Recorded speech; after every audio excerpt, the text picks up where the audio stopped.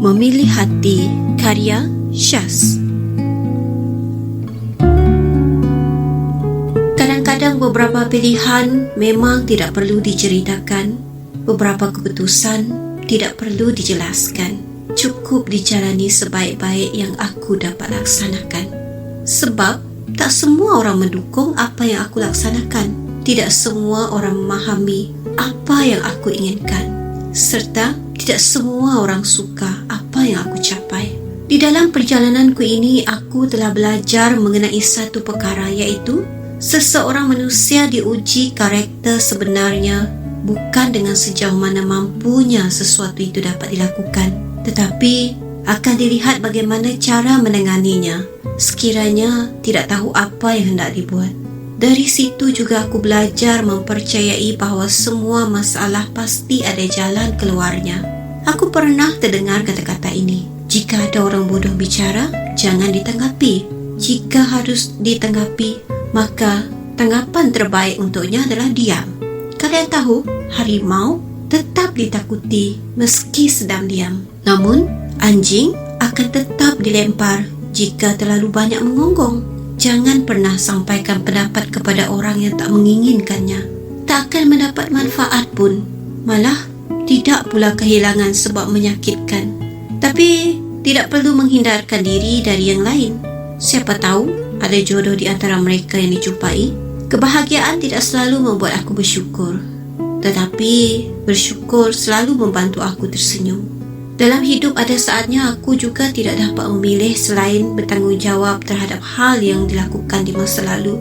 Aku percaya masa depan akan menjadi indah bila aku berusaha untuk menerima keadaan sekarang ini. Berbicara tentang rindu, ya, memang rindu itu berat.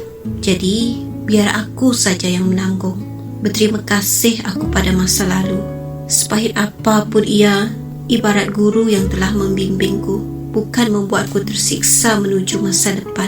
Saat aku memutuskan untuk memaafkan orang lain, bukan semata-mata kerana orang tersebut layak untuk dimaafkan, melainkan aku selalu layak mencari kedamaian, ketenangan di dalam hati. Memaafkan itu dekat sekali dengan damai. Terkadang memberi alasan saat sedang meminta maaf malah akan mengacaukan perasaan orang tempat kita meminta maaf.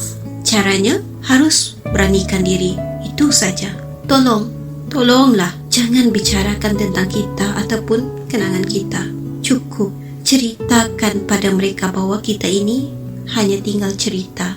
Untuk setiap hati yang telah patah, percayalah, selalu ada tangan yang baru siap menyatukan dan membuat kisah. Malah merasa dia milik kita adalah suatu kesalahan dalam cinta. Betul atau salah? Saat cinta meninggalkanmu, segera bangkit dan temukan cinta yang baru. Hidup ini singkat jika hanya untuk duduk bersama kesedihan. Jangan tangisi dia yang meninggalkanmu demi orang lain. Jika dia cukup bodoh melepaskanmu, kamu harus cukup pintar melupakannya. Melepaskan bukan bererti menyerah, tetapi lebih kepada memahami bahawa ada beberapa hal yang tidak dapat dilaksanakan. Jangan pernah hanyut dalam kesedihan. Bangkit dan harus segera bangkit. Apabila kau hadir ke dunia dan hidup ditakdirkan menjadi badut untuk menggembirakan orang lain, akhirnya orang hanya nampak luaran kau saja, yang gila-gila, yang gembira, penuh dengan gelak tawa tiada duka. Itulah hebatnya seorang badut. Dan bila setiap hari kau melalui hal yang sama, maka perwatakan badut itu akan sebati dalam jiwa, sehingga akan ada satu hari nanti rasa bersahaja itu akan mengatasi segalanya, terutamanya perisai menangkis air mata. Hidup menjadi seorang badut bukanlah satu kehidupan yang pura-pura, tetapi kehidupan nyata yang sepatutnya. Begitulah kita melalui dugaan yang ada dalam setiap persinggahan hidup ini.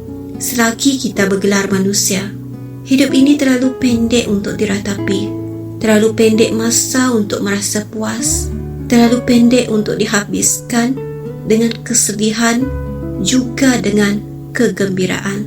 Hidup juga terlalu pendek untuk melahirkan rasa bersyukur yang berpanjangan. Demi masa yang pendek ini, aku Aku belajar menerima, belajar menilai, belajar menghargai, belajar membiarkan apa yang bukan milikku agar berlalu pergi. Sudah terlalu pendek masa ini untuk aku terus memilih hati yang sesuai untuk aku puasi dengan keegoan duniawi. Aku hanya perlu berjalan dan terus berjalan serta terus berlalu pergi meninggalkan jejak langkahku yang kandas waktu-waktu dulu. Hingga akhirnya aku berlabuh lagi di sini, di pelabuhan usang yang jauh di ujung angan. Dalam misi menuju ke arah kemajuan, aku juga harus memiliki dua hati yang berbeza. Hati hitam dan hati putih. Kenapa? Nak maju, kita kena fikirkan cara terbaik. Jangan selesa di tahap mana aku berada sekarang. Kerana apa yang aku ada ini aku tahu ia takkan kekal lama. Maka untuk itu, aku berusaha ke arah ketenangan jiwa selagi aku mampu berusaha sebaiknya. Sehingga tiba saat itu yang aku nanti, semuanya akan berakhir pasti.